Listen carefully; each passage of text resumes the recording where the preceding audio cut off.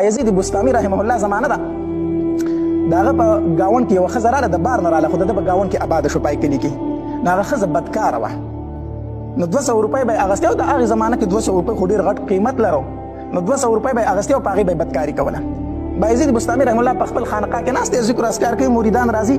په دې دوران کې هغه کلیواله راټول شو باباجي ته خو په ذکر اسکار کې په خانقاه کې مبتلا یې خو کلی تباه شو علاقه تباه شوه وی ولې څه چل دی وی یو زنانه د بار نه راغلې ده او بدکارۍ کوي او خلک ورله راماته ټول علاقه ورله راماته ده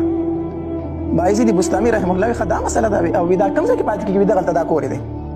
سبا چې سهار شو که نه بایزید بستامي رحمه الله خپل څادر په اوږه ور واچو ولاړو د هغې د ور سره خواته کېناستو اوس باباجي په د بدکارې زنانې د کوڅې سره ناست دی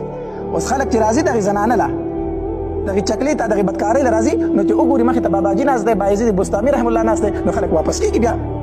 هغه ته چې ګوري نو خلک واپس کېږي دننه زنانه ټوله ورځ انتظار وکړو نو خادم ته یې ویل دې ټایم ته خو ډېر مخلوق راغلی او دا نن څه چل دی چې یو تن نه راځي ته خو چېرته معلومات وکړه څه چل دی خادم چې بار راووتو نو چې وایي کتل خلک راښکاره شي خو چې باباجي ویني نو واپس شي نو دننه لاړو هغې ښځې ته ویې په دروازه کې د یو بابا ناست دی خو چې خلک هغه ته ګوري نو واپس کېږي دننه ځکه څوک نه راځي بابا ځای نیولی دی نو هغې ښځې ورته ویلو وی بابا ته وایه چې دا د ملنګانو او د باباګانو ځای نه دی دا د 200 روپو ځای دی دلته 200 روپۍ خلک ورکوي راځي دا د ملنګانو ځای نه دی چې ته دلته ناست دی وایي چې د دې ځای نه پاسه بل خوا زه چېرته خادم راغی بایزید بستامي ته وی ملنګ بابا دا د ملنګانو ځای نه دی دا د 200 روپو ځای دی د دې ځای نه پاسه دا ځای دی بدل کا نو بایزید بستامي ورته وویل وی دا ملنګ هم 200 روپۍ ورکوي دې له راغلی دی دې هم 200 روپۍ ورکوي هغه چې دننه لاړی ښځې ته وي هغه بابا خو چې زه هم 200 روپۍ ورکوم وی هله رادننه که زموږ خو د 200 روپو سره کار دی رادننه که بایزید بستامي چې رادننه شو دا زنانه ورته وایي 200 روپۍ در سره شته وي او راوړي مې دي نو یې راکوه 200 روپۍ نو بایزید بستامي رحمه الله 200 روپۍ راوستې هغې کنجره ښځه چې و هغې له یې ورکړي نو دې ورته وایي دا 200 روپۍ چې درکړم نو بیا چې زه څه وم ته به هغه کوي هغه ورته وایي بس چې 200 روپۍ دې راکړي چې ته څه وایې هغه به کوم خو زما کار د 200 روپو سره دی وایي ټیک ده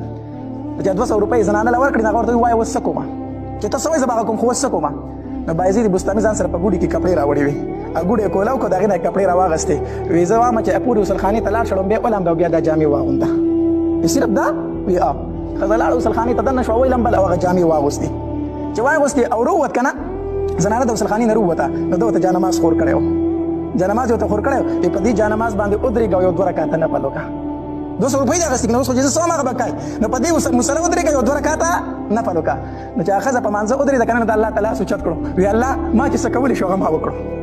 الله زما دا کار چې تا ته یې ودرومه الله زړه زما په اختیار کې نه دی اوس زړه بدلول ستا دي زما دقه کار الله چې ستا در ته مې راوسته او تا ته مې ودروله اوس زړه بدلول دا زما په اختیار کې نه دي الله نور ته پوه شه کار دې پوه شه زنانه چې 2 رکعته مونځ وکړو که نه او سلام یې وګرځو الله ته په چغو چغو په چړا شو وی الله دا زه څه کومه الله ما خو د خوشحالۍ ما خو د زړه سکون او د زړه خوشحالي اوس ولیدل الله دا زه په څه کې مبتلا یم الله دا چې څه مې کړي د دې راته